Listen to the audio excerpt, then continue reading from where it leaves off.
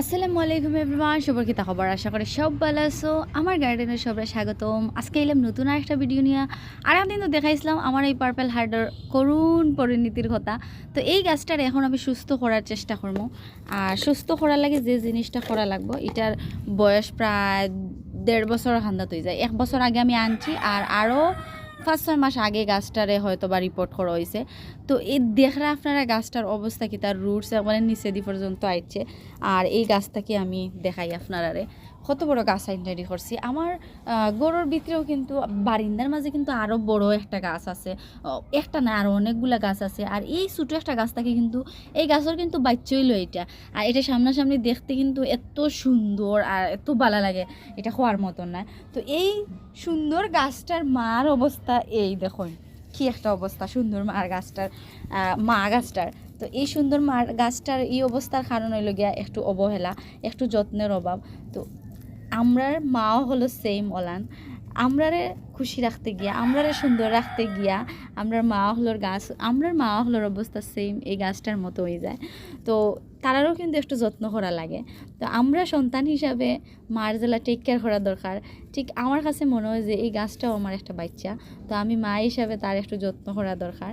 এর লাগে আজকে লইয়া বইলাম এই গাছটারে। আর দেখরা একবারে রুটসে বড়ি গেছে। আমার আসলে এই গাছটা যখন আমি কিনে আনছিলাম, তখন এই গাছটা আমি এই গাছটা যখন কিনে আনছি তখন আমি জানতাম না যে এই গাছটার মাঝে ফুল হয়।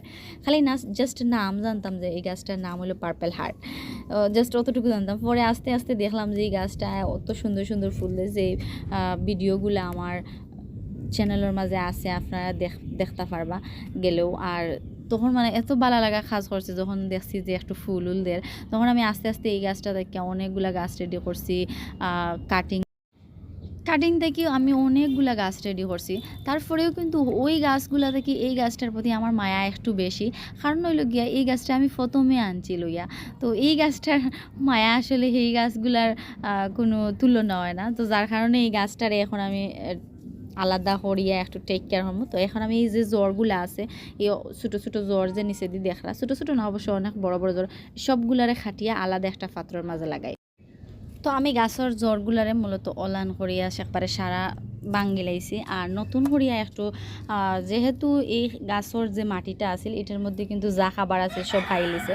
তো এটার মধ্যে আর একটু নতুন করে মাটি দিছি। আর এখানেও আমি নিজে যে সারগুলা রেডি করি, যেমন জৈব সার আছে, দেন হইল গিয়া ডিমর শুকলা আছে, আর হইল গিয়া একটু ফাতালাতা যেগুলো হুকাইয়া দেয়, আর হইল গিয়া সার পাতি। তো অনেকেই দেখছেন যে আমার সব ভিডিওত কিন্তু তাকে যে ডিমর শুকলা। তো ইলান আর